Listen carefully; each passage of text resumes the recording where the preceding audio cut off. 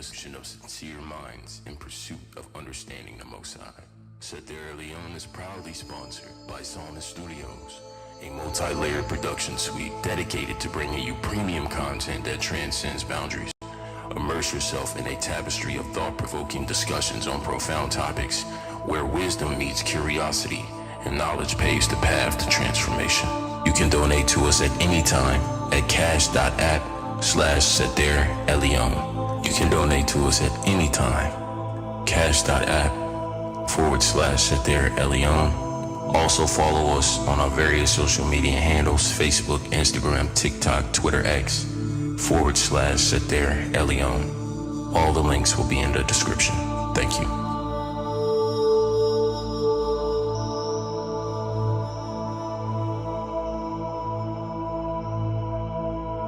Psalmist Studios is a multifaceted production powerhouse, proficient in the arts of videography, photography, engineering, and bespoke instrumentation. Comprised of a collective of artists, producers, and visionaries, the studio is unwaveringly committed to meticulously creating top-tier content while nurturing widespread expansion for psalmists on a global scale. Please follow Psalmist Studios on Facebook at Psalmist Studios 513, Instagram handle at Psalmist Studios, TikTok handle at Psalmist Studios, Twitter handle at Psalmist Studios. Thank you.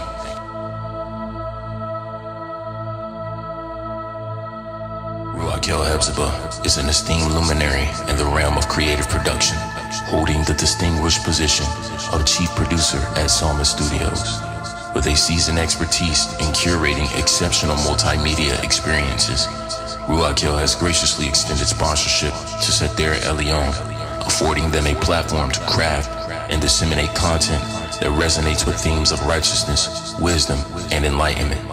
Through this collaboration, the convergence of visionary storytelling and divine inspiration gives rise to a rich tapestry of thought-provoking narratives that uplift and inspire audiences worldwide. Donate to Ruach El-Hepzibah at Cash App /Ruach El-Hepzibah, Facebook /Ruach El, Instagram Ruach El, TikTok Ruach El, Twitter X Ruach El. Thank you.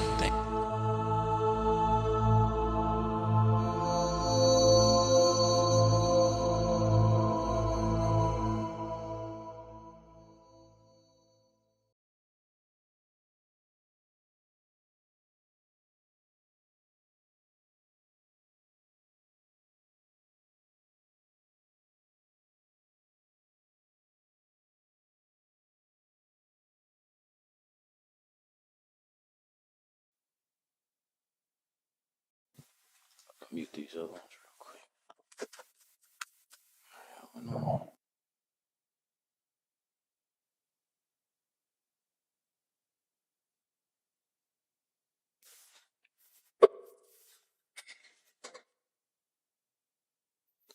Giving all glory and all praises to the mighty Yah. Thank you all for tuning in again today to Seder Elion's weekly podcast. And of course, we have two podcasts given to you today. Our beloved brother Moriah Shashakar is taking care of his family, so he will not be able to attend his podcast this week. But of course, we're going to bring to you today marriage and relationships, as well as Let Us Reason. Today, we're going to go over a few concepts. I'll let my elder go ahead and introduce his topic for today. Hallelujah.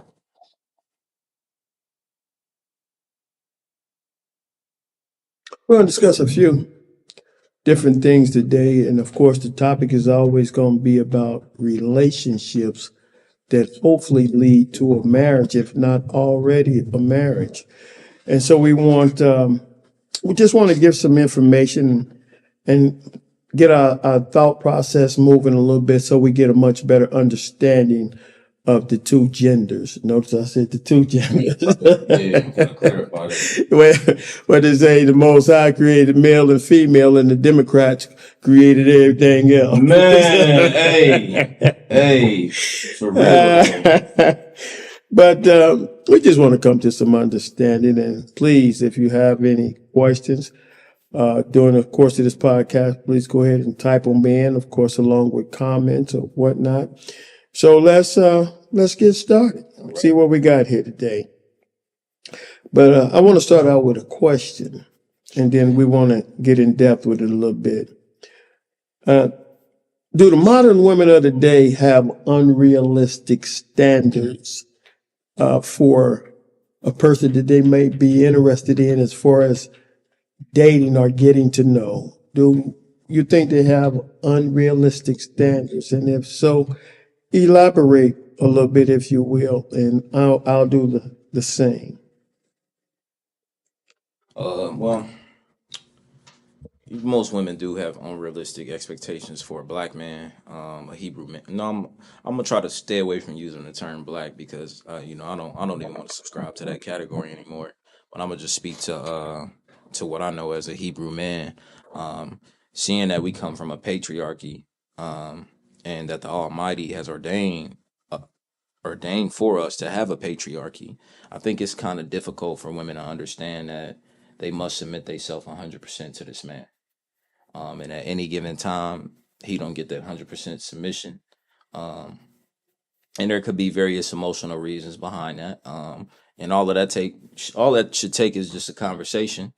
Um, but at any time they exemplify any inconsistency in that loyalty and submission, then you know we are out of order. So going into relationships, a lot of women are looking for boyfriends. You know what I'm saying? They're looking to make a concubine out of a man. Not not necessarily to look at this man as this is my ruler, this is my protector, this is my God on earth. You know what I'm saying? This is the man that's gonna give me children one day. You know what I'm saying? When I'm too weak to go out and you know what I'm saying? I'm the weaker vessel. So my man, he's a provider. He goes and get resources. You understand? A lot of women don't like to fall back. You know what I'm saying? So yes, we have very, very, very unrealistic expectations, especially for a Hebrew man. I'm gonna say because we are the keepers of the patriarchy on the planet. When the other nations are falling, they're supposed to look to us to know the right way to move and how to gain success. So they definitely have unrealistic expectations. And most women, I really be feeling bad for a lot of women because I know that they're, you know what I'm saying, that they are seeking companionship. They want to be in a relationship. It's just they haven't seen the right example and they don't truly understand what that role of being a helpmeet really means. So, and I say 9 times out of 10 in most relationships I've been in, with the exception of a few, there has been unrealistic expectations.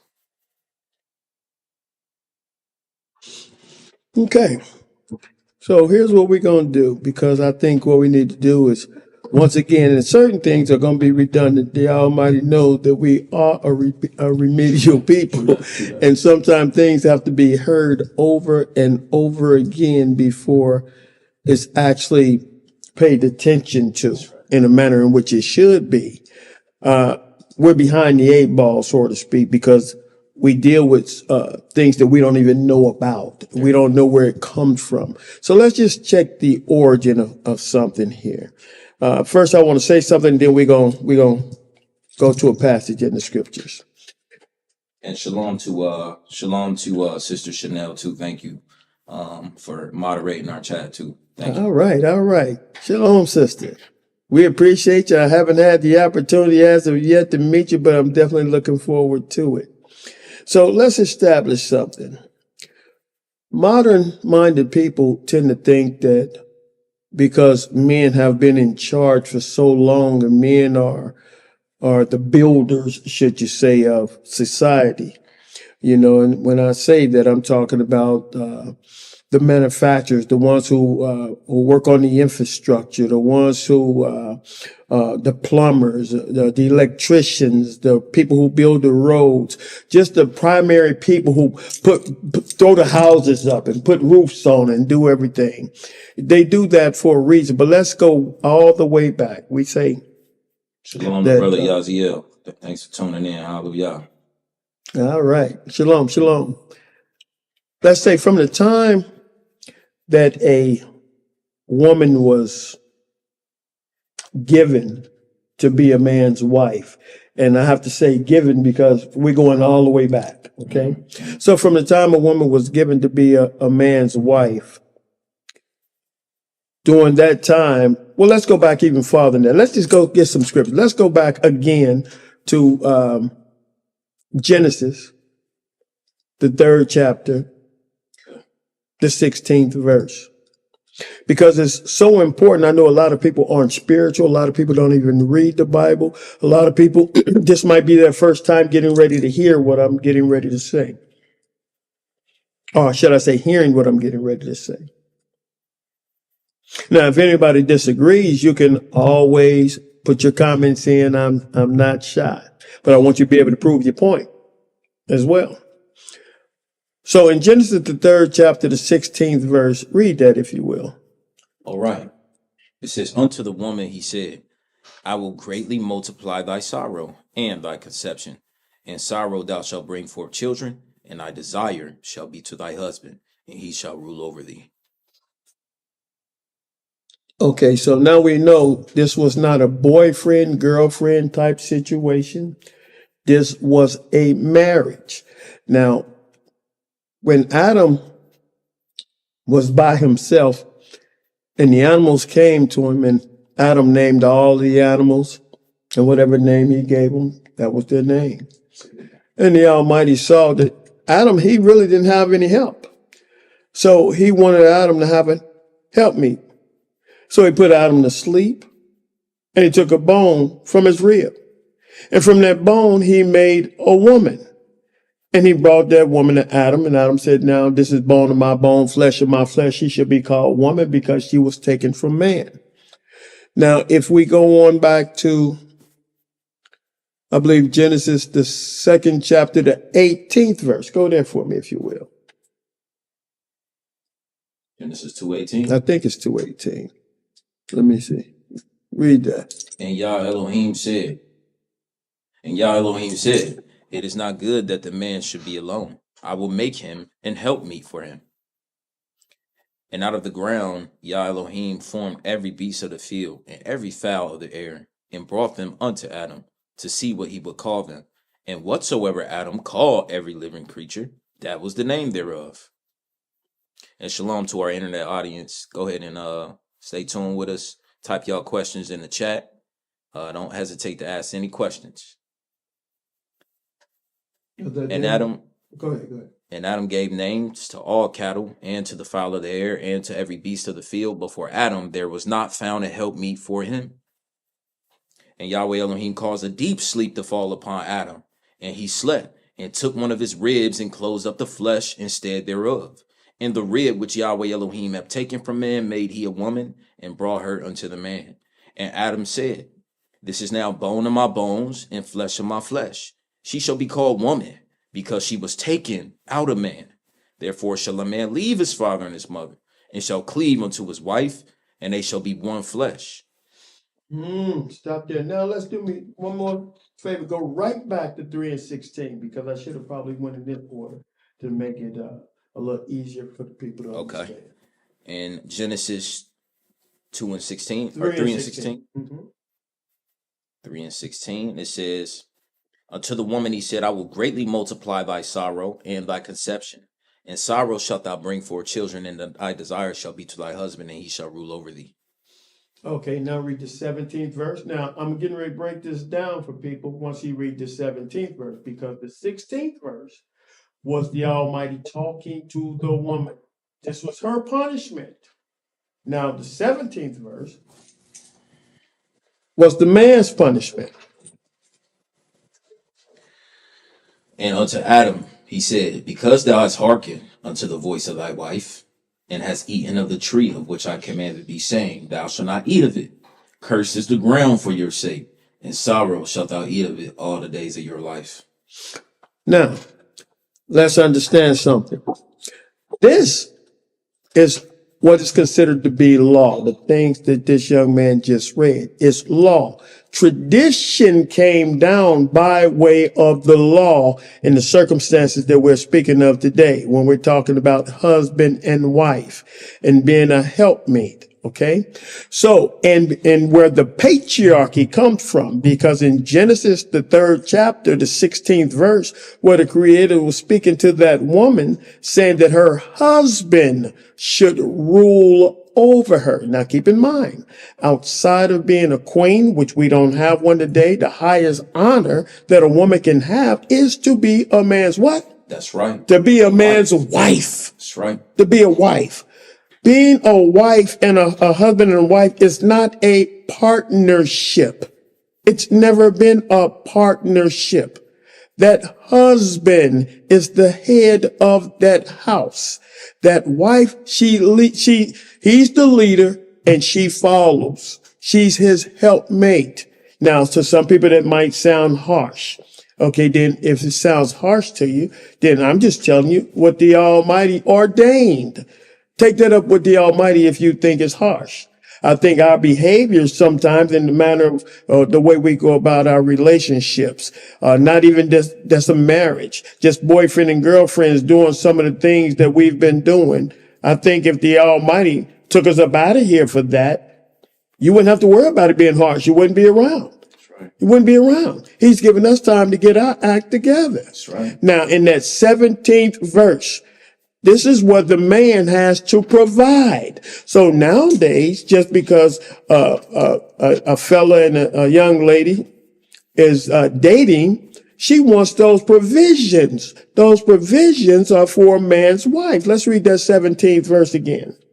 It says, and unto Adam he said, because thou hast hearkened unto the voice of thy wife, and hast eaten of the tree of which I commanded thee, saying, thou shalt not eat of it. Cursed is the ground for your sake, and sorrow thou shalt eat of it all the days of your life. That means a man is supposed to be working. Period. He's getting out working to the sweat of his face, to the sweat of his brow to get those provisions, right? He's supposed to pay for the food, the clothing, and have the shelter. Do you know what, I'm not remembering that particular passage that I'm looking for. If you can look that up for me and read that. See, here's where the problem lies. You have people, first of all, who are not even interested in being in a marriage, who wants to have their, and this is not all, let me make my disclaimer again. I'm going to need to do this randomly here throughout this podcast. It might sound like I'm talking about all men when I'm talking. It may sound like I'm talking about all women. Trust and believe I'm not talking about all, but I will say I'm talking about most that's here, especially in these United States. Okay? Because I know there are other parts of the world where it's not going to necessarily be like it is here. So I don't want people to think that I'm saying everywhere you go, this is going to be the situation. But I can speak on where I reside here in these United States. That's right. And there are statistics. You can go out and you can look those statistics up if you like. But nonetheless, we're going to continue with this. Go ahead and read that for me. All right. It says, and if a man sells his daughter to be a maidservant, she shall not go out as the men servants do. If she please not her master, who have betrothed her to himself, then she shall let her be redeemed. He shall let her be redeemed. To sell her unto a strange nation, he shall have no power, seeing he have dealt deceitfully with her. And if he betrothed her unto his son, he shall deal with her after the manner of daughters. If he take him another wife, her food, her raiment, and her duty of marriage shall not diminish. And if he do not these three unto her, then she shall go out free without money. So this husband has a responsibility to make sure that he's taking care of the shelter. So I noticed that a lot of times guys and females, and now today, females saying they're not doing 50-50. Well, ideally, if you are married, your husband should be taking care of that. He should definitely be taking care of the mortgage or the rent or whatnot. He should definitely be taking care of the food. Right? And he should definitely be buying your apparel. But now in today's time, a lot of women probably wouldn't want to wear what the man would want to buy for them. Because a lot of times people want to dress, women want to dress in a particular way. And y'all know what I'm talking about. Again, I'm not talking about all women, but the women who want to dress in a particular type of way where more is showing, tend to say that they're not dressing for anybody but themselves. But I'm quite sure you don't dress like that when you're just in the house. I'm sure you don't. But the bottom line is those resources, that food, the clothing, the shelter, and the duty of marriage is that physical part. Those are supposed to be provided by the husband to his what? To his wife, That's right. not his girlfriend. So when you have all these people that go on these shows, and of the women, one of the first questions that I've heard asked is, "Are you a provider? Are you a provider? Are you a provider?" There's a lot of women, and again, I'm not talking about all, that are looking for a man to finance their life, to get their hair done, their nails done, and to buy their clothes and to take them out continually, to go out and treat them this way and treat them that way. Well, I have a question. What's the man's reward even for that? Not that that's right, but and I can't say if a man wants to do certain things, then let him do those things. Who am I to say that he shouldn't do it? But what I am saying is ideally, those resources are reserved for his wife. Now, we were talking about, do modern women have a unrealistic, do they have unrealistic standards even for dating today? From what I just showed you here, according to our creator, it's absolutely unrealistic. But things have been done for so long that people get used to them. Now you want to turn the heat up just a little bit more. Because guy can never, it seems like he can never do enough. He can never do enough. Depending on the woman, the state of mind of that woman. Depending on the state of mind of that woman. I know I'm a hard worker myself, so a lot of times I'm looking for a woman to fill in where I fall short at. You know what I'm saying? And that's to me that shows that she's committed to what we have going on. Because in a relationship, you gotta have a vision. What's y'all vision? Where are y'all going? A lot of people are in relationships, they don't want to go nowhere. They just want to keep going through the same cycle. You know what I'm saying? Like, I feel like as a relationship, we should be growing spiritually, economically, mentally. What can we do to make sure we're going on up? Because if things are not going up, it's going down. Then you lead me to ask you this question, Dan. And you gave me the perfect segue into it, Dan. In that relationship, preferably that marriage, that wife is to be that man's helpmeet, correct? Yes, sir. So if she is in fact her husband's helpmeet, that means she should be ready to receive instruction from her husband in the manner in which she can be a helpmate. That's right. Would that be correct? Oh, yeah, that's absolutely. So in other words, what I'm saying is, I'm turning it on. What I'm saying is, she can't just, now it would be nice if she know he likes a certain type of toothpaste.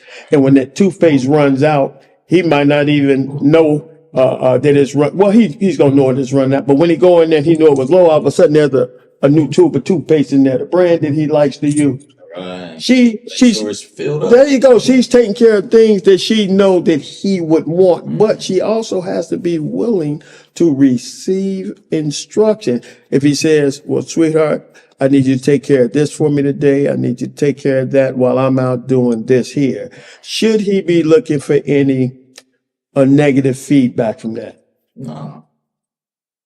Because when you agree to marry a man, and that's another thing, I'll just say this briefly because I don't want to go off on a tangent. I want to make sure I answer the question. Answer the question and then say what you need to say. We got good chemistry here with this. Yes, sir. Just say the question one more time for me again. What was the question? And that was about making sure she's filling in the gaps. She wants to, and she shouldn't get an attitude. She should not get Right. a negative attitude when you give her some instructions that's reasonable that you need her to take care of. It may be an inconvenience for her, but is it also, in other words, put it this way. Man and woman have a duty in marriage. Yeah. A man has his duty, A man and a woman has a duty in marriage. A man has his duty and the wife has her duty as well. So when a man is being prepared to go out and do what he needs to do, but this wife is his helpmate, but he needs her to take care of some things, you shouldn't get any negative feedback if you're giving her, requesting her to do something that's reasonable. Absolutely. And I think that goes back to what you say. Sometimes women leave a relationship emotionally before they leave physically. And I think that's one of those indicators. If I'm ever, and I know this from experience, if there's an issue, if I'm asking you to do something for me, that should be the delight. That should be the delight. I'm supposed to be your man, right? So if it's an attitude, it's a puff, you know what I mean? It's resistance there. To me, it's like she's not empathizing with you at that moment, right? Which is an issue, because there should always be empathy, coming from your rib. Period. She's the nurturer. She's your nurturer. The Almighty is your comforter. But in a way, she's there to bring you comfort, to be that softness, right? Mm-hmm. And the only leeway I give a woman to get an attitude about something that a man asks her to do is if it's something wrong with her. If it's something that's doing that would harm her. Well, here's my perspective on that. Yes, sir. If I ask her to do something, she's not doing it for me. She's doing it for us. Yes, sir. Because when the bills get paid, we paid the bills, even if I paid the bills. You see what I'm saying? Anything that goes on that pertains to my responsibility as to what I'm supposed to do. It's for us. Baby, when did we pay that bill? What day was that? When did you see what I'm saying? So if I need my wife, or if a man needs his wife to be that helpmate, and he gives her instruction on what he needs her to do, he don't have to necessarily tell her to do this. He's requesting that she take care of this and do it in that manner. Right? Then there shouldn't be any feedback, because the thing that she's doing isn't necessarily for me. It would be for us. It would benefit us. There you go. Do you see what I'm saying? And that's the way that it should be looked at in any relationship that's a marriage. And I have to say this. We've already discussed that we've dealt with a lot of abnormalities growing up. We saw things that just weren't right. We copied things that weren't right from the time we were very small, even into some of our old age. Anything that's abnormal, we cannot, regardless of how hard we've tried, we cannot normalize it. And that's what we've called ourselves doing unknowingly, trying to normalize abnormal behavior. So when we continue down the road of dealing with abnormalities, then we're going to keep bumping our head. We're not going to get the results that we want. That's right. See, here's the thing in a relationship. When you discover that something's not quite right, changes need to be made if you want to make positive progress. That's right. If you want to get ahead, changes have to be made. That means that man, if he finds that he's been doing some things that are not quite right or not the best way to go about something, then that needs to be changed. Likewise with that woman. See, a lot of times, if people would be honest with themselves after a failed relationship, and they go back and examine self, instead of putting the blame on the other party, here's the best way to go about it. Check yourself first. There you go. Check yourself first before you talk about what the other person did or didn't do. Go. And the only way you're going to have to do that is to be honest with self and say what you did or didn't do and what you could do better. There's a reason, always a reason why relationships fail. There's always a reason or reasons why relationships fail. I'm talking about when people are trying to get to know one another in hopes of a marriage. And let's keep in mind that everybody who date, they don't even have marriage on their mind. Yeah, they're just looking for a good time. Exactly. And those that are married or were married that are no longer married, that relationship failed for a reason or reasons. Now, I'm gonna say some things here. I'm gonna talk about some things that I didn't even have written down because I want us really as a people to sincerely want to be better. Absolutely. And in order for us to be better, that means we really have to take self-inventory. Quit blaming the other person. When there's something wrong, the first thing we need to do is self-examine self. If we have an issue in whatever day it is, instead of getting angry, and we may get angry, but calm down and then go back and reflect. Don't change anything around and reflect on the way that it was and how that situation went down. Absolutely. Did I respond in a negative way when I could have responded better? Did I escalate in my tone and get aggressive when that really wasn't necessary? Did I listen thoroughly before I responded?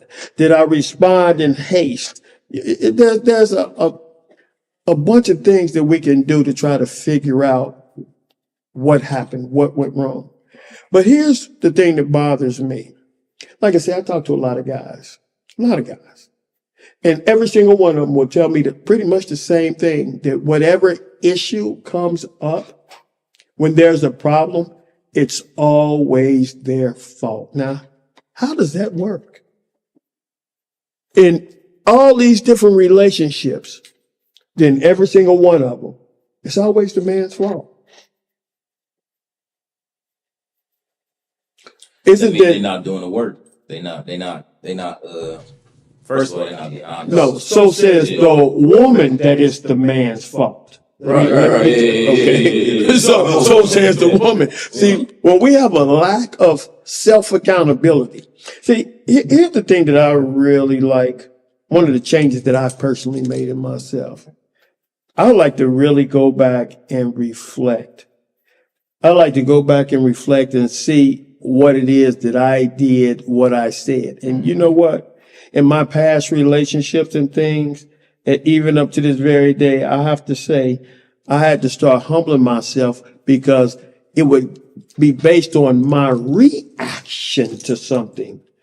You see, so there always had to be an action that I responded to, but the actions weren't good. Right. The actions weren't good. See, and a lot of times people won't take accountability. And I got that written down here somewhere, that a lot of times, I got that on the part why women don't like to apologize.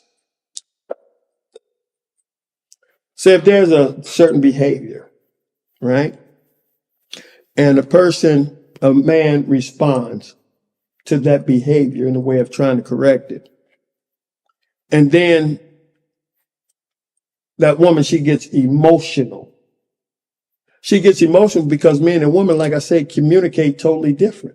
Yeah. If a woman, say if I said something and a woman gave me a particular behavior that wasn't pleasing to me because I said something, right? Mm-hmm. Then she would be upset because I gave her the response that I gave her and not see that I got upset because of the response that I got from her. That's been in just about any relationship that I've been in with any woman, period. Now, let me ask you a question. Yeah. How often, and this is even from, guys talk, how often have you ever had in your lifetime to where you was dealing with a woman and she was out of order, maybe because of behavior, said something disrespectful, whatever, right? How often have they come back and just apologized? I'm gonna be honest. Be very honest. The women I've dealt with, apologies have not been an issue with me. They've come back and apologized. But when we had communication issues, when there were other things, when there was deceit at hand, a lot of times they wouldn't feel sorry because they already done emotionally removed themselves from the situation. But I have experienced situations to where the woman I was dealing with on several occasions would come back and apologize. I got to say hats off to them then. Yeah. Because that's very, very rare That's very rare. And if you take a survey, I promise you, if you take a survey and just ask a bunch of different guys that you know, how often is it that their significant other, whether it's a girlfriend or wife, whatever, would apologize without even being provoked to apologize or something? You know what I mean? Yeah. Without a guy having to say something. How many would just naturally come back and It's say, not a baby, I lot was that wrong? actually does that, but It's very, I've very rare. experienced it. I've experienced it. That's a blessing. And a woman, let me just say this: women that can come back and apologize without even a man having to take the first step, just know that's a badge of honor. Yeah. That's a very beautiful thing. Yeah.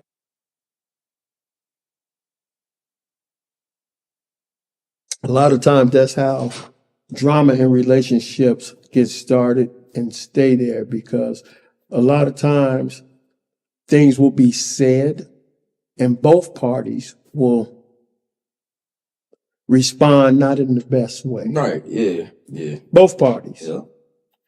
So we can't just blame it on, and the reason those responses are different is because, like I said, men and women's mind state is different and we communicate differently. Very true. Like I say, there might be an action that I'm offended by, but the woman may not see anything wrong with that particular action. So when you get ready to try and say something in the way of correcting so that you can rectify the situation, they might not feel like they've done anything wrong. Yeah. You see what I'm saying? That can be very frustrating for a man. That can be very, very frustrating. And A lot of times you have to step back. When you're dealing in a situation like that where a person can't see they're wrong, you have to withdraw your presence. Seriously, you seriously have to withdraw your presence and give them time to seriously think about, because emotion, like, one thing we like to down, like a lot of men, sometimes we like to down each other about, don't be so emotional. Don't. Well, the truth is, if you're passionate about something that you believe in your heart, you're going to be emotional about it. So we can't disregard one another's emotions and feelings, because this is how love is established. It's established through feelings I get when I'm around you, right? So if we're disregarding one another's feelings, there's a lack of respect there. There's a lack of love there. And you have to withdraw your presence, especially as a man. Got to. Withdraw your presence. Give that woman time to think and take some time to gather your thoughts to figure out your next move. And see, keeping in mind that, like I say, a lot of times that response is like if you said something to a woman and the response that you get back from her, she won't feel in most cases that there was anything wrong. They would probably think that we need to adjust our side. Why are we offended? Right. Because of our reaction, you see. So again, that's because a lot of times, in most cases, women and men are not on the same page of communication. That's when I say take your time when you're looking for a mate. Take your time, have conversations, see if that vibe is, that would you young folks say, see if that vibe is right. In other words, is she understanding you in every way that you communicate? Are you understanding her in every way that you communicate? Because it has to be. Yeah. It has to be. Because if not, there's going to be a whole lot of head bumping and there's going to be a lot of discomfort because you're going to be on two different pages. True that. And you got a comment in here. Shalom to Darren Cross. I'm not sure who you are, but welcome to the YouTube channel. I hope you're enjoying the content. It says, Shalom, brothers. I'm in my 50s, and apologies was rare or brushed off by something else. My apologies to the sisters that are joining in. You said apologies are rare. Okay. Apologies that you feel like you should have gotten, those came rare and you're in your 50s, because I can actually say I'm in my 60s, closer to my 70s, and those apologies have been extremely rare. And like I say, I first got married at the age of 18, which I never should have been married at 18. What the heck did I know about a marriage at 18? But I hope that went through. But yeah, apologies have been extremely rare. So if you can reiterate that just so I can make sure that I'm understanding you. So hopefully you're saying that, well, not hopefully, but I believe you're saying that you're about 50 years of age right now, and in the relationships that you've been in, those apologies have been rare. Is that correct? Yeah, go ahead and comment, answer that question, Darren. Then we'll get back to you when you're ready. And everybody that's doing it right now, make sure y'all subscribe, man. We got good content on this channel. We got plenty of more stuff to give y'all. We really just starting out. But everybody that's tuning in, get this video a like and subscribe, and type y'all questions in the chat, questions, comments, and concerns. There's a matchmaker, and her name is Rebecca Pope. Okay. She was mainly a matchmaker for women. She had a few male clients, but she had to stop being a matchmaker for women because she found that matchmaking for women, that women had really unrealistic expectations for what they thought a man should be. So it's like she said that they didn't even want what you might call a good man. Matter of fact, they didn't even want to be married. But they had these standards that where it was just impossible. Yeah. Extremely high. So it's like she said she couldn't take dealing with women, even trying to, and this is coming from a woman. You see? Oh, yeah. And then there's another woman who kind of switched teams. And she started, not this particular one, there's another woman who switched teams and started dating a woman. That didn't work out too well because she started to see what men were talking about from that regard. You see, so, and again, I am not talking about all women, but in this country, I'm talking about most. And unfortunately, we're going to have to visit some of those abnormalities. I don't like to necessarily go back talking about some of the previous podcasts, but we're going to have to reflect on some of them because to kind of bring people up to speed. I've said that from the time we were little, most of us, if not all of us, I was venture to say all of us, we grew up dealing with things that were abnormal behaviors. Right? And because we saw them for week after week, month after month, year after year, for decades, even until we're up in age, we sort of looked at those things like that's just normal. It's just normal right here. But we can never normalize something that's abnormal. So once we get into relationships and we're taking these abnormalities into our relationships, how can we expect to have good, prosperous relationships when we're dealing with one another in not the best light? Yeah. So certain things have to be changed. So when people say, well, it was her fault, and she say it was his fault, then I suggest that we start examining self. But what we have to do is we have to remember, or we should recognize what those abnormalities is, should I say. Because if you don't recognize the abnormality, you'll say, well, I'm fine. It was the other person. Exactly. Well, in fact, it could be both of you, if not one of you. But something's wrong. And if you want to get to the bottom of it, you have to self-reflect. And a lot of times, unfortunately, ladies, and some guys, we don't want to accept accountability.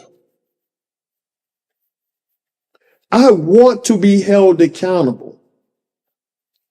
I know that if something's out of order with you, I know I'm going to hold you accountable. If something's out of order with me, even though you're a young man, I expect you to hold me accountable. Yes, sir. I respect that. I expect you to. Hit your mic if you need to. There's a young man. He's about 33 years old. And I deal with this young man. Well, he's getting ready to be 34, actually. And I deal with this young man like he's one of my peers. Because we deal with one another in a certain way to where he'll come to me and he'll say some things to me in confidence. I'll keep it in confidence and I can say some things to him. But when he's wrong, I'm going to let him know he's wrong. Yeah, and if I'm wrong, I expect anybody who's supposed to be a peer of mine, I expect them to show me something that I might not possibly see at that time. And the brother got back what you said, Shalom. Yes, receiving an apology was rare, or gave me something to suggest she's sorry. Well, unfortunately, brother, I guarantee if you do a survey, it's going to be like that for most of the guys that you know. Now, that's just saying something about the state that we're actually in. And when I'm talking about state, I'm not talking about like Ohio or one of these states. I'm talking about the state of existence that we're in. A lot of times, people won't do better, even if they know they can. A lot of times, I have to say that again. A lot of times, people, not just women, but a lot of times people, male and female, will not do better, even if they're in a position where they can. Sometimes now, they don't know how to do better. But a lot of times, people don't want to put themselves on Front Street and make themselves feel bad because they did something that was not quite right.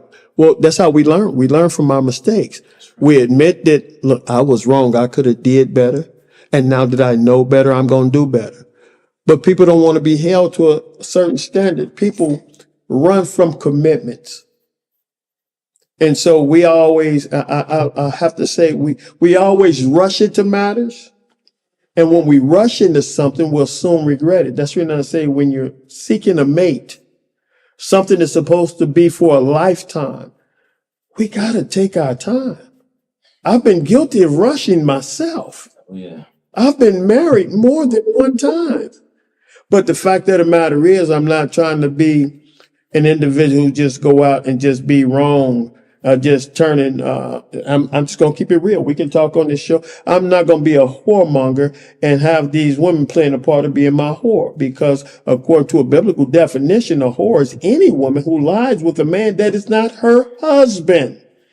And a whoremonger is one who's going out making those women play that part. Even though a man might say, well, she was doing that before she met me. Well, we didn't have to add on to that, right? We didn't have to add on to that. So the Almighty, He ordained marriage. He never said anything about go out and find yourself a girlfriend, or go out to the women, go out and find yourself a boyfriend. How often, when you're having a conversation, and this is for any guy that's listening, and this can be for any woman that's listening, please type this in. We can't see your face, so just answer. How often are you going to allow yourself to be held accountable? Like I said, I want to be held accountable. So this is male and female.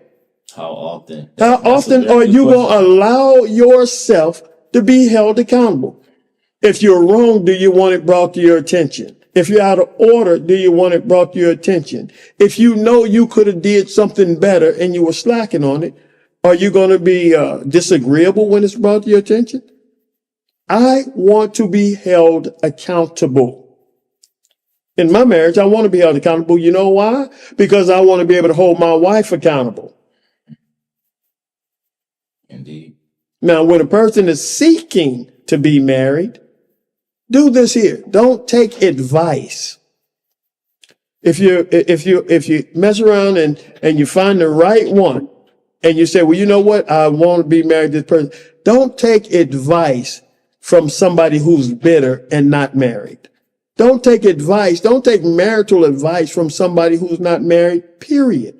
Go to somebody who's been married for a number of years and ask them just to tell you the truth about marriage.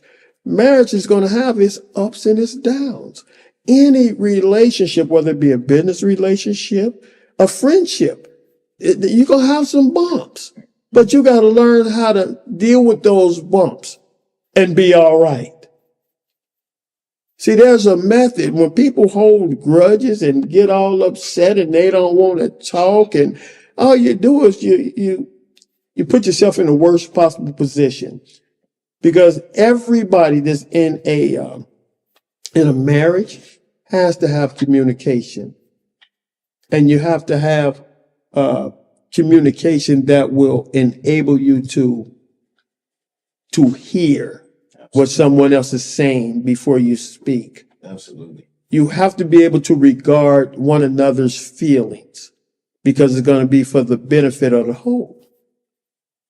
We just have to.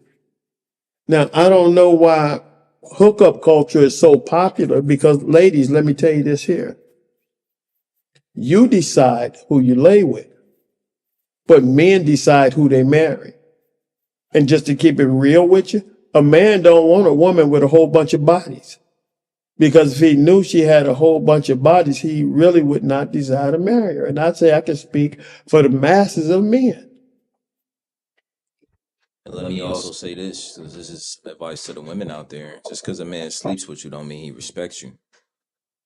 Just because you're sexually submitting yourself to a man doesn't mean he loves you.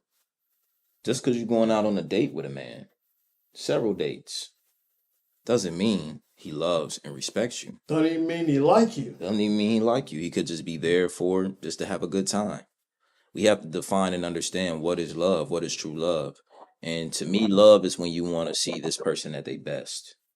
You always want to see this person at their best. You know what I'm saying? And you want to honor this person. You want to respect this person. You want this person to be the best that they can be. And a lot of times women get so confused, right? Because they allow a man to enter into them.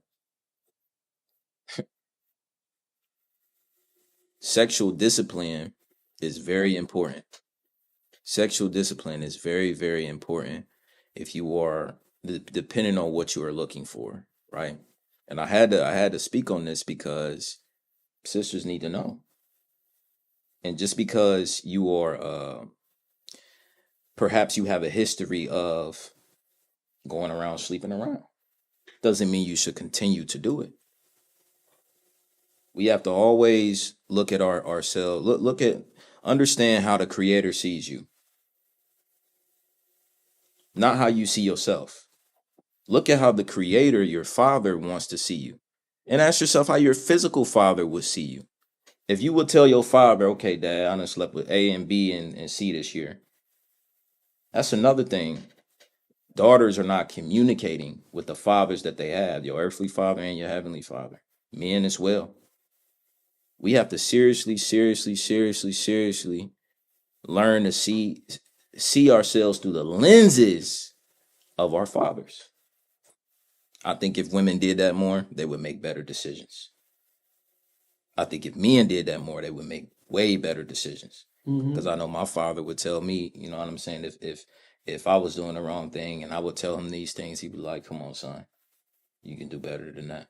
And I can read the word of the Almighty and see, hey, I know what the word of Yah say. I know that standard is set very high and a lot of people can't attain unto it. But you still have to strive and learn to, especially if you're already in the environment.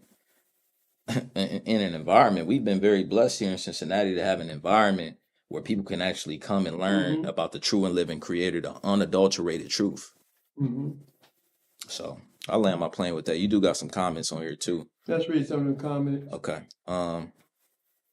It says, when men apologize, are they sincere or do they keep it? When men apologize, are they sincere or do they do it? Or do they do it to keep the woman from having an emotional outburst? Well, let me speak for myself on this. I don't have a problem acknowledging that I was out of order. Say like if the wife and I got into an argument or something, I'll go and apologize for my part of that because my goal is not to argue with a woman. It's not to argue with my wife. Matter of fact, I don't think that arguing myself, and that's really not to check myself, because I think that arguing is not a masculine trait. Y'all know. It's a feminine trait. And I want to stay in my masculine frame. And I've been, I can admit when I've been guilty. I can definitely, because I don't want to be a certain way, because I shouldn't have to argue. A woman shouldn't have to argue. When you're on the same page, when you're working for the greater good of that relationship, then everybody plays their role. And if everybody plays their role, everything goes smoothly as it should. But are there going to be hiccups? Of course there are going to be hiccups. And you can ask a person or persons that's been married 30, 40, 50, 60, 70 years. And I guarantee you, they'll tell you, of course, they had some difficult times.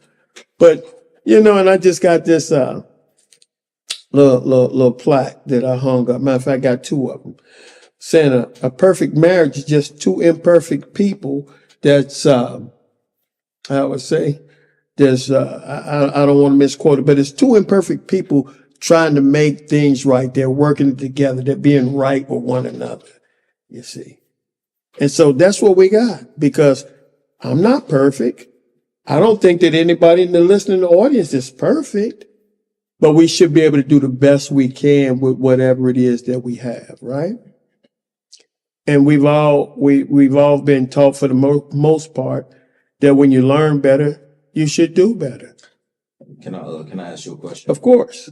And this is to the ladies. Where should a lady start in her healing process? Because I heard a sister say that she felt that femininity is under attack. It's hard for her to be feminine in this society.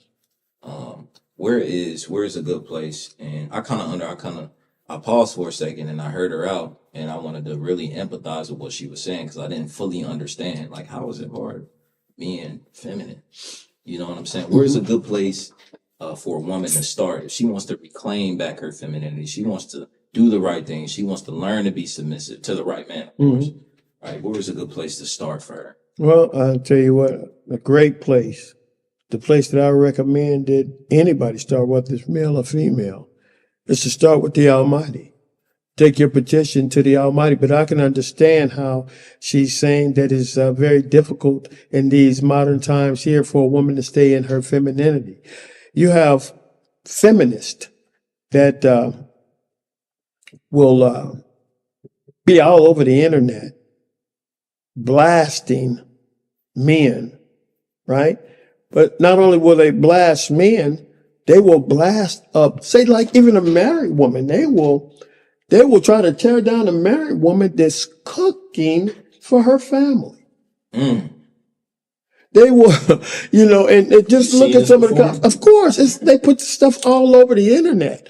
You have women out there will try to teach other women that they don't need a man, but these women that are trying to teach this is all in their masculine.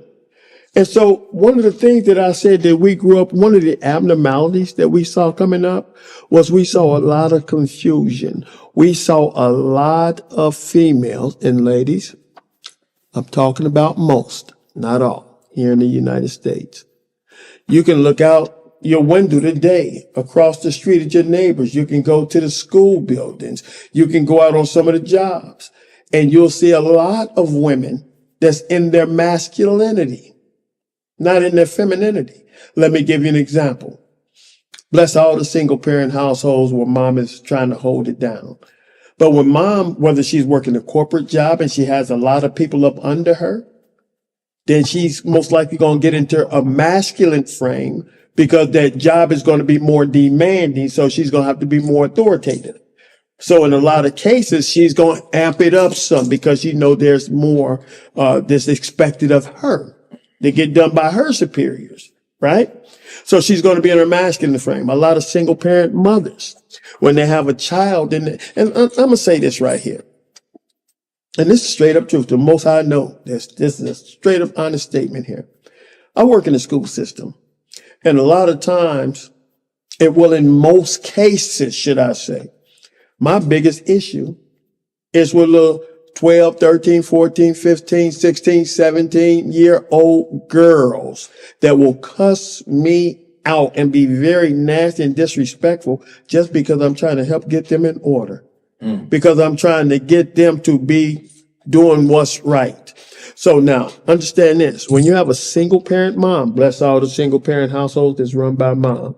When you have a single parent mother and she's trying to raise children in a home where the father is not at, then it's going to be tougher for her. And in most cases, in all cases for the most part, she's going to enter into her masculinity because now she's going to have to come out of her femininity in order to make sure that things are being done right.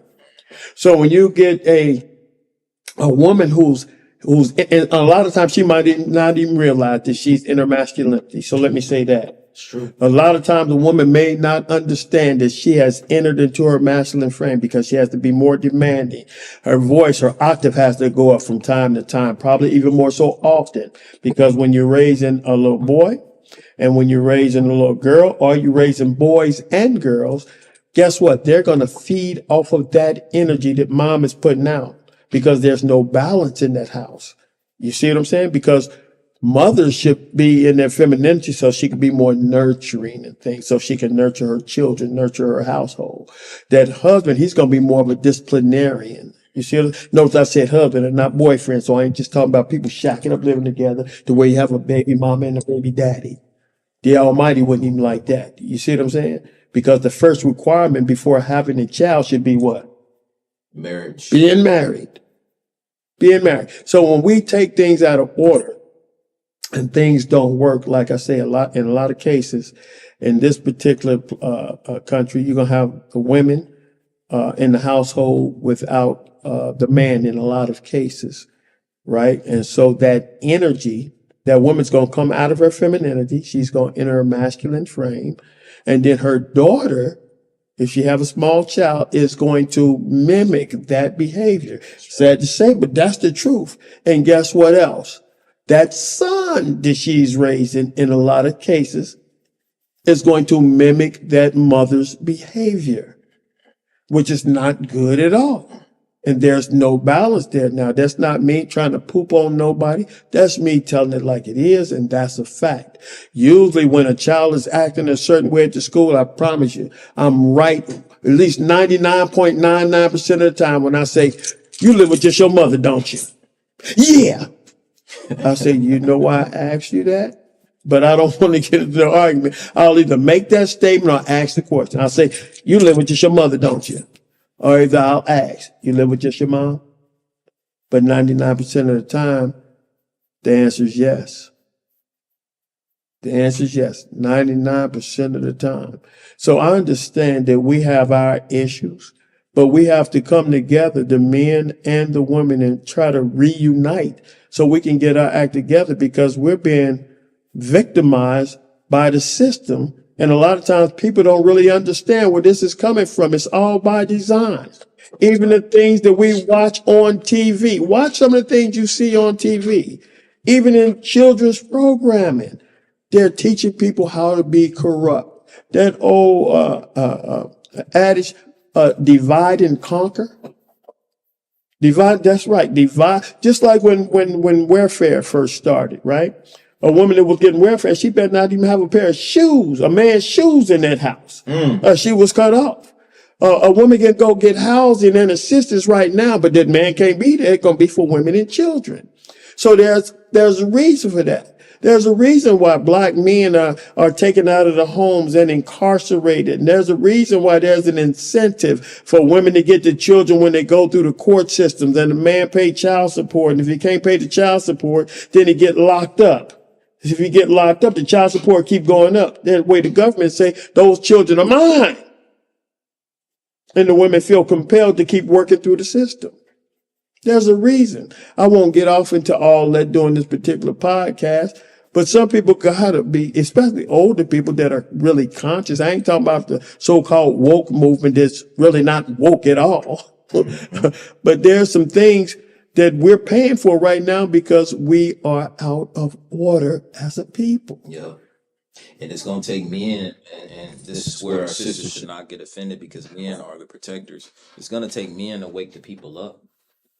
When the Almighty sends, when you look all throughout the book, there were only probably like 5, 6, 7 prophetesses in the Holy Scriptures. I'll get that exact number, that precise number for y'all. But for the most part, when the Almighty sent messengers, and remember, the Almighty is a father. He's a father to us all, to the whole planet.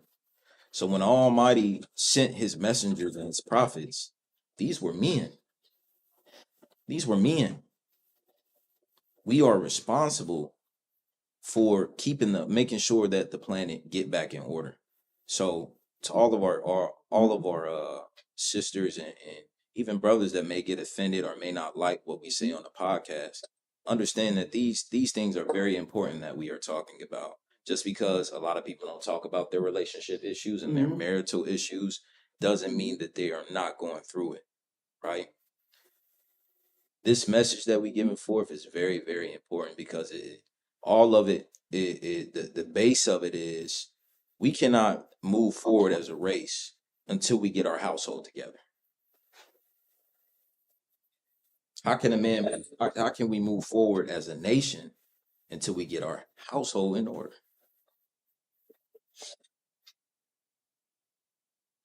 A lot of women believe that they can do anything that a man can do because they believe that we're equal. Somebody type in here, whoever's online right now, type in, are men and women equal? And should women think that they can do anything that a man can do?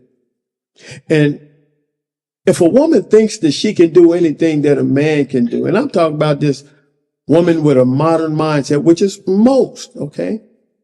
Is she out of order for even thinking that, even in the sight of the Almighty? Would she be out of order? If she thinks she's equal to a man? Because see, the Creator, he created man, and then he made woman for the man, because it wasn't good for man to be alone. So it wasn't the other way around. The man wasn't made for the woman. The woman was made for the man. And it was all supposed to be about that man not being alone and having a mate. And that man was to be the head. Now, here's the thing. If a woman is not willing to follow that man that she's involved with, she shouldn't be involved with him at all. There you go. So a lot of people right now need to reevaluate the relationships that they're in, because a lot of people are in relationships for the wrong reasons. You have people who want their life financed, but they don't want to bring anything to the table. They might say they are the table. Marriage is supposed to be a benefit to both parties. A man has a responsibility. See that with that, drizzle movement and that sprinkle movement. The men who, with this drizzle movement, they believe that, marriage is a scam where they're supposed to pay everything. They think that's a scam. They don't realize where marriage actually comes from, that it was ordained by the Almighty, and the Almighty said you should take care of that food, that clothing, and that shelter. You see? So that's not a scam. So when women were asked to go 50-50, man, that was like that. And then they said they wouldn't go 50-50. And you just in a boyfriend-girlfriend relationship? Well, I mean, I'm not condoning that relationship, but that means you get just save half your money so you could actually do more. If you pay 50% and he paid 50%, but women got to the point where like, no, you're supposed to be the man. No, he's supposed to be the husband. That's where you get that thing where he Good takes point. care. Yeah. Good point. Speak I up. like We can't be manipulative. with There those you go. terms. Yeah. Women want to say, you're supposed to be the man. You're supposed to pay the bills. I don't know where y'all got that from. Surely the man is supposed to be the husband, but you don't get a free ride, ladies, just because you're dating the man and he's the man. That's somebody just trying to take advantage of a situation.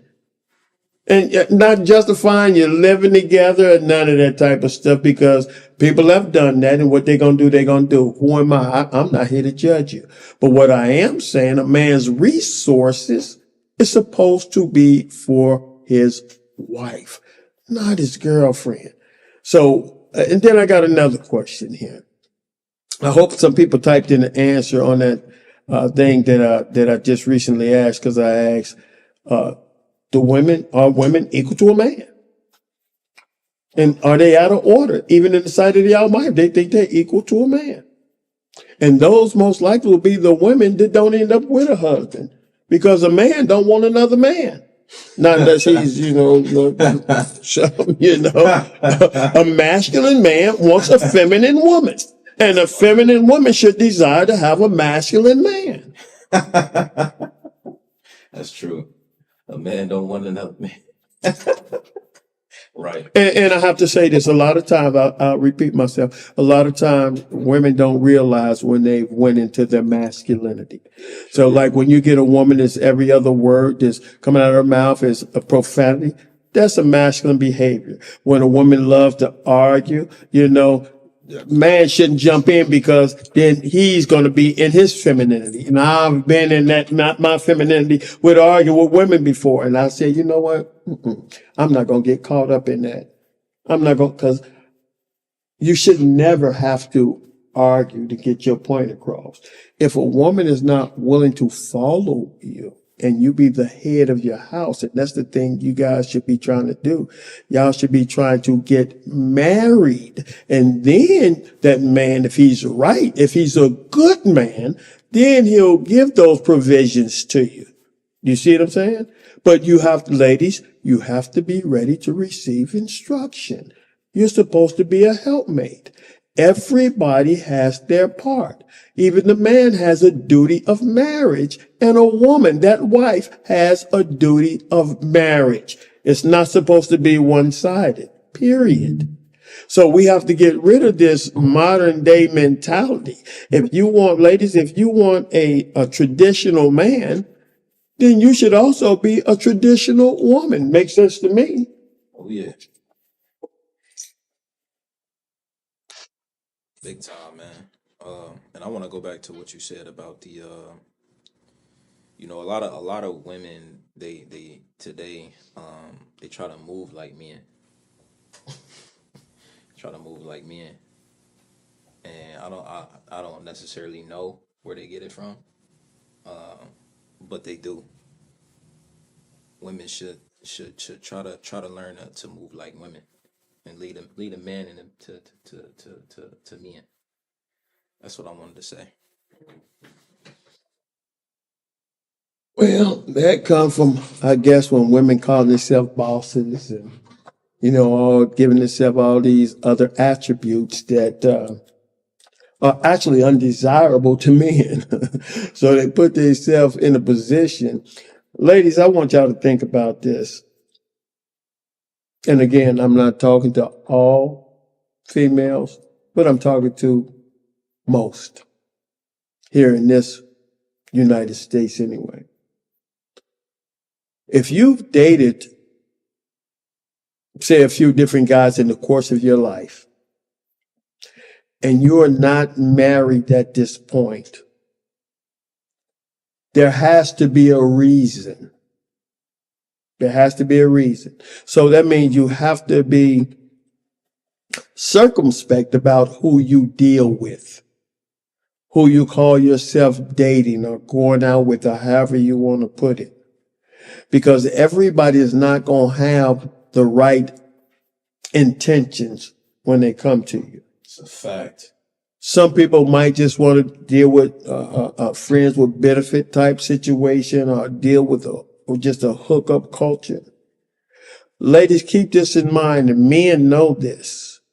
Men know this, that you decide, ladies, you decide who you lay with.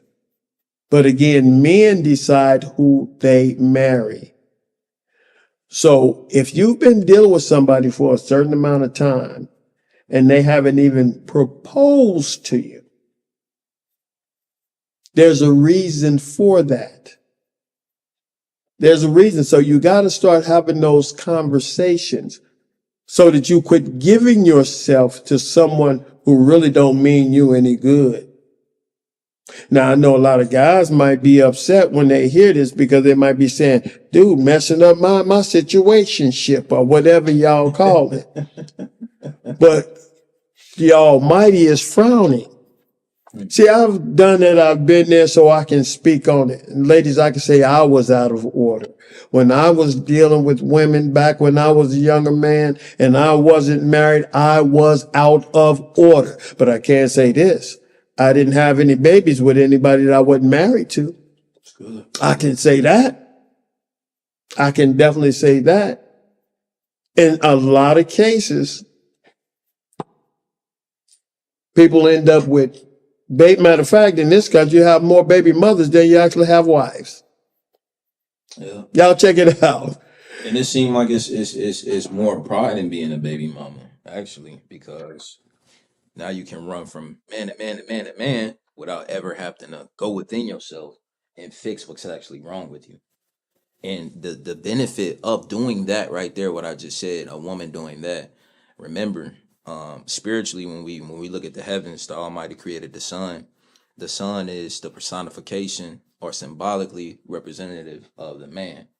And then you have the moon, and this scriptures back this up as well. The moon is personified, can be personified as a woman, right? Being a lesser light. The deep thing is about the moon in the nighttime. We know the moon was given the rule over the nighttime, is that all those stars are out there with the moon. And those stars are indicative and can also symbolically represent children. The influence that women have over children is very, very substantial. And I don't think they even realize that. See, when you don't go within and fix yourself as a woman, right? All you're doing is hurting your seed and your children. Because how would that daughter ever learn how to go within herself and fix the things that's wrong with her, and not hopping in from one man's bed to the next man's bed to the next man's bed, or bouncing from relationship to relationship to relationship and constantly blaming the other person for what goes wrong? Because nobody puts a gun to anybody's head and say you have to do anything. There was something inside of you that made you make that decision. That goes for both the man and the woman.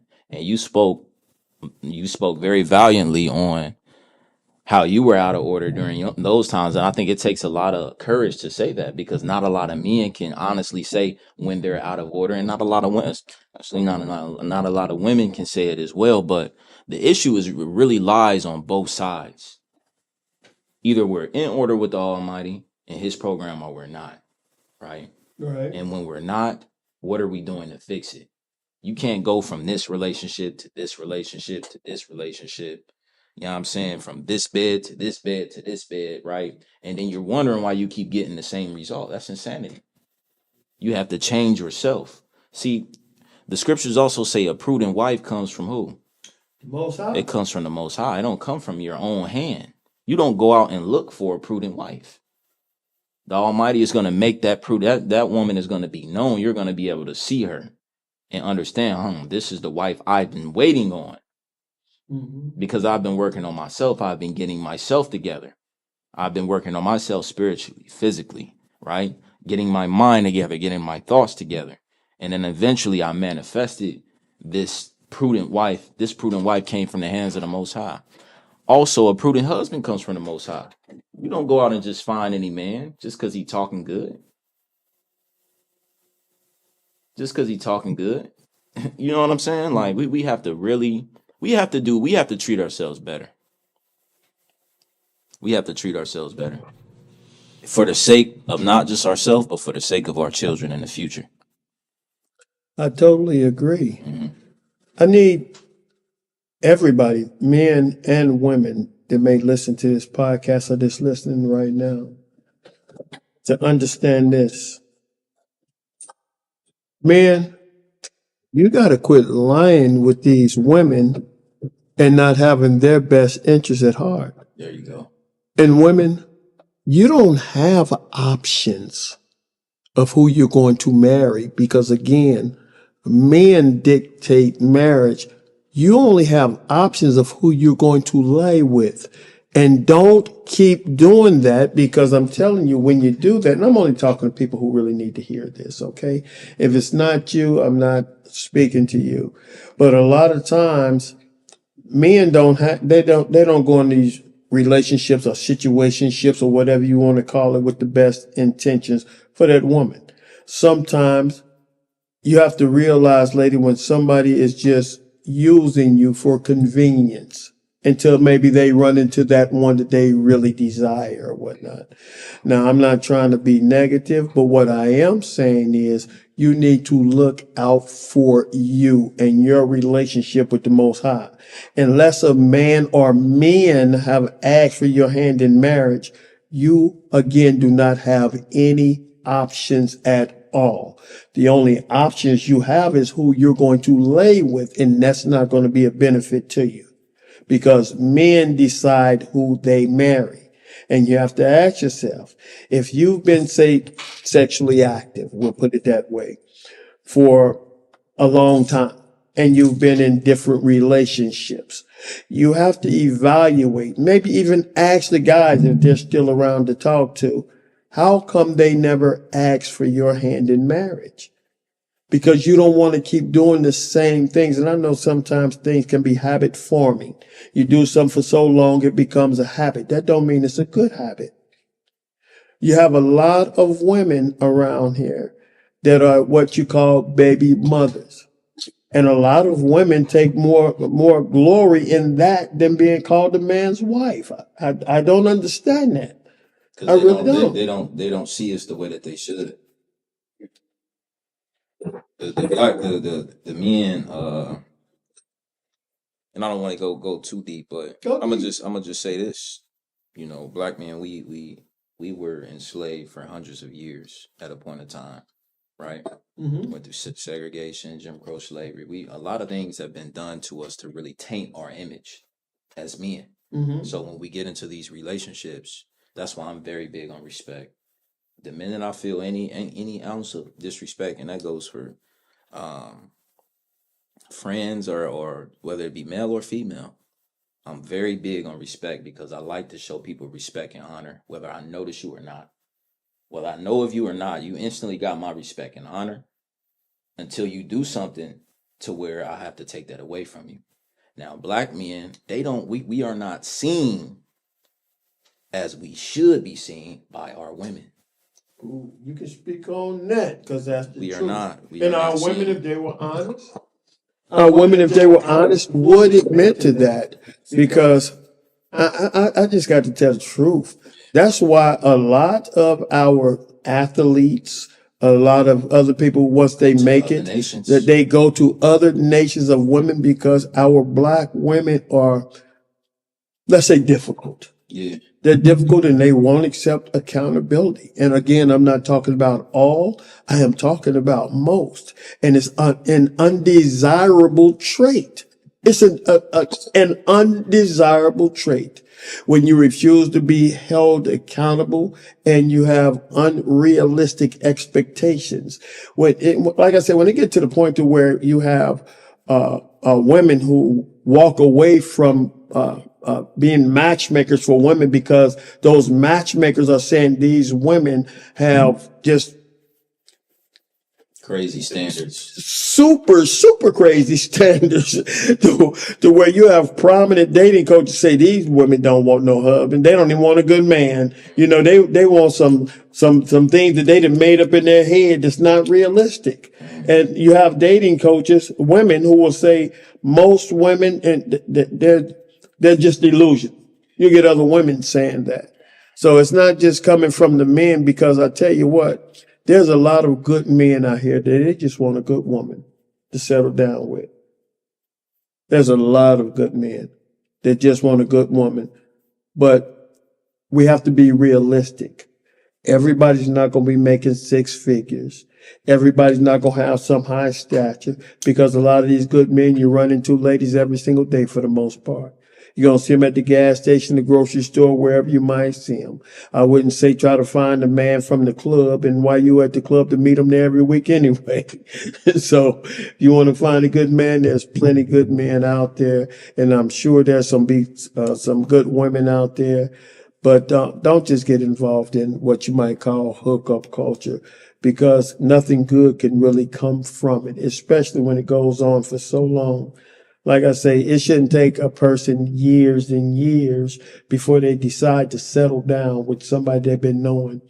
You know, I just have a whole different perspective on things. Yeah. As I get older, I tend to get wiser. And then the truth is going to be the truth. Yeah. And a lot of guys go into relationship with game, and a lot of women go into relationships with game. And one is trying to see what they can get done for them before the next person get them. It's all about the wrong thing.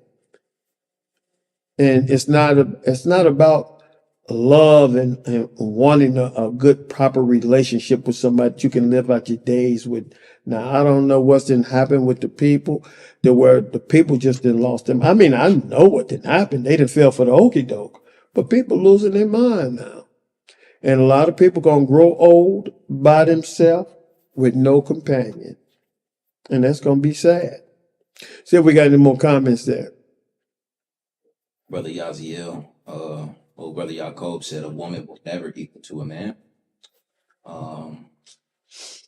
See, Brother Yaziel, he said, I agree. I learned that myself. A woman can only get married if a man extends that offer.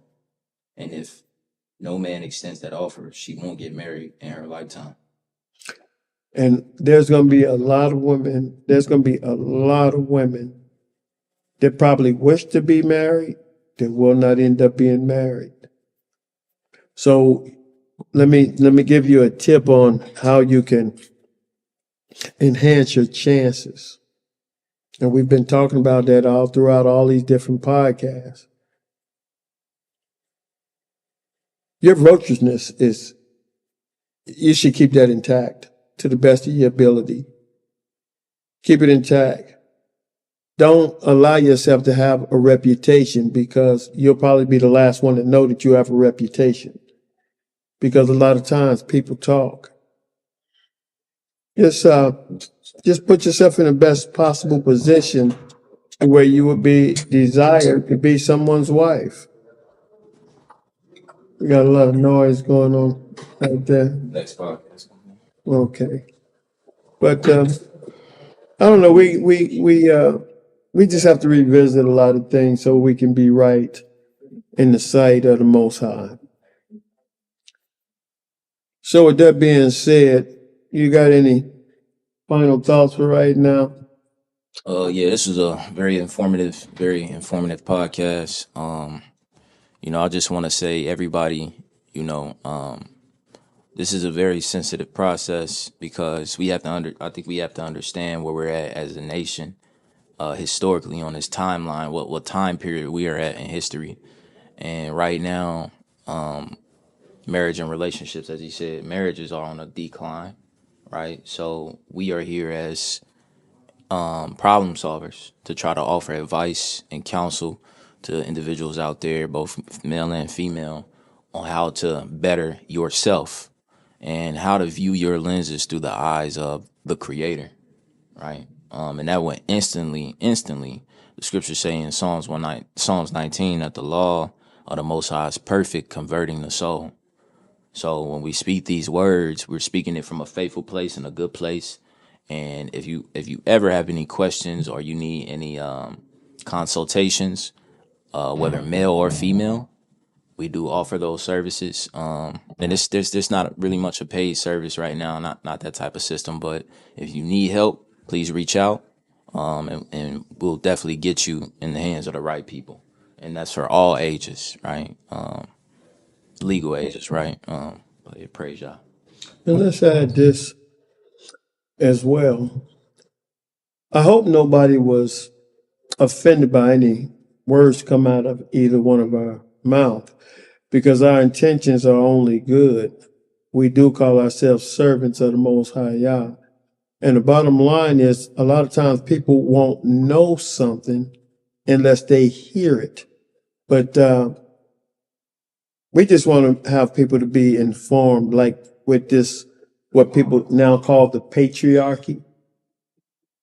The Almighty set that in place when He set marriage in place, and let the woman know that her husband is not her partner, that her husband should in fact rule over her, and she should be his helpmate.